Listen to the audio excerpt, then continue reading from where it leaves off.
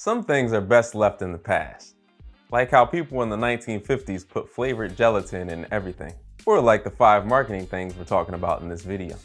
Keep watching to learn which marketing tactics are so last year, and don't forget to subscribe to our YouTube channel for more videos just like this. Like a gelatin dish? Let's get shaking. So the first thing to leave behind in 2025 is disconnected data. Simply put, a successful digital marketing strategy is backed by connected data.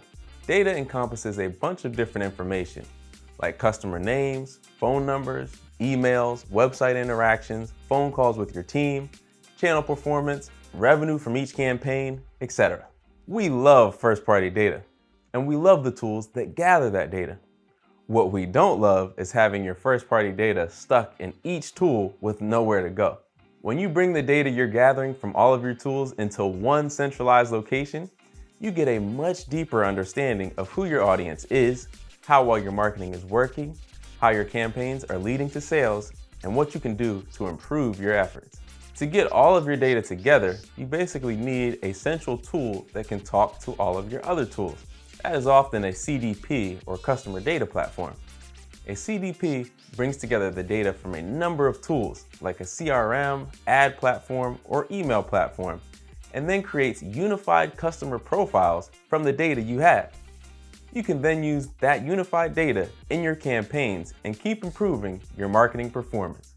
Having a single source of truth for your data makes it way easier to see how people are finding and interacting with your business. It's much less complicated to tie your marketing strategies to revenue and to keep different teams on the same page. Instead of having separate sources of data, your sales, marketing, and even customer success teams can see the whole picture of your company's performance. And next, let's talk about only optimizing for Google. Stop doing that. SEO has historically been focused on Google, which makes sense given Google's dominance in the search landscape, but times are a-changing. While Google is still the biggest and most well-known search engine, there are others. There have been others for a long time actually, and AI search has exploded in the past few years too. There is an increasing number of people who turn to AI chatbots like ChatGPT or Gemini or Copilot when they need answers. Video platforms like YouTube and TikTok also serve as popular information sources. Plus, with forums like Reddit and Quora becoming more prominent in Google search results, it can be helpful to have a presence there. So don't just focus on your Google rankings or look for ranking opportunities in the Google search results. SEO has become omni-SEO, which means you need an omni-channel approach to answering people's questions online. Take the time to optimize your content for a variety of platforms instead of focusing solely on Google. Now let's talk a little more about AI. Don't let it write all of your content. Remember when ChatGPT first got big and immediately people were like, hey, now we can just have AI write all of our content instead of humans? Low-key embarrassing. There are many reasons not to publish unedited AI-generated content, but one of the biggest ones is the fact that AI has a pretty terrible reputation when it comes to providing accurate information. Sometimes a chatbot will give you answers that it made up or that are based on outdated information. You don't want that false info making it into your content. Your audience wouldn't be very happy with you. Even when AI written content is completely accurate though, most people still don't want to read it. Polls have shown this several times now. One poll showed that only 23% of Americans are comfortable interacting with articles written mostly by AI. Even if an article is written mostly by humans and only slightly by AI, only 42% of Americans, still a minority, are comfortable reading it. Oh, and don't even think about writing your content with AI and then passing it off as human written. People hate that practice so much that 80% of Americans surveyed think it should be flat out illegal, which ought to clue you in on how badly that'll go down if you get tangled up in AI publishing. All things considered, this is one trend you definitely want to move past in the next year. Using AI to help you generate ideas and some initial outlines is one thing, but your final content needs human input and oversight if you want to stay on your customers' good sides. Now, putting AI aside, another marketing thing to leave behind is creating content just to rank. Content is important for your marketing, And yes, it allows you to rank in relevant search results where your target audience can find you and visit your website.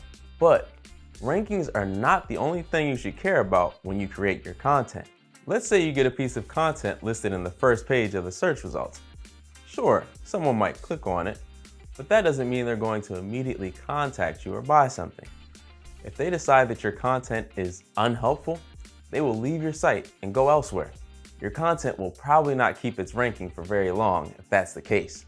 When you make your content, be sure to think about the user experience as well. Consider what people are looking for when they search for a particular keyword, and then give that to them through your content.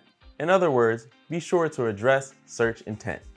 For what it's worth, failing to create a good user experience will usually prevent you from ranking to begin with. So create your content with the user in mind. And that brings us to the final thing to leave behind in your marketing: spreadsheets for tracking all of your customer info. I mean, let's face it, spreadsheets are probably single-handedly holding up the entire US economy.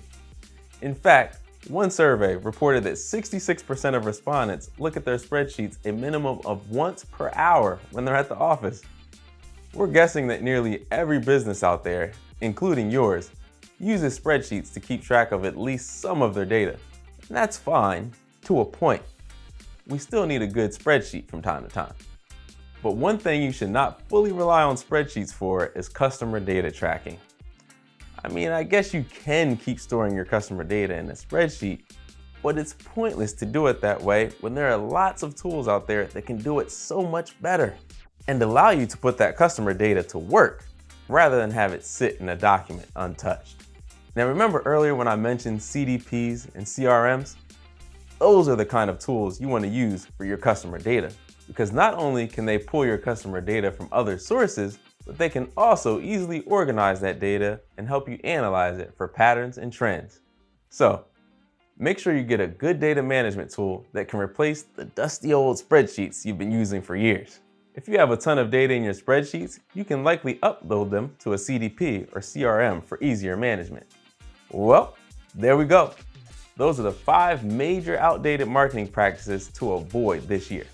Oh, and hang on, actually, you know what else is super outdated and uncool? Not subscribing to our YouTube channel. And also gelatin salads. So make sure you hit that subscribe button.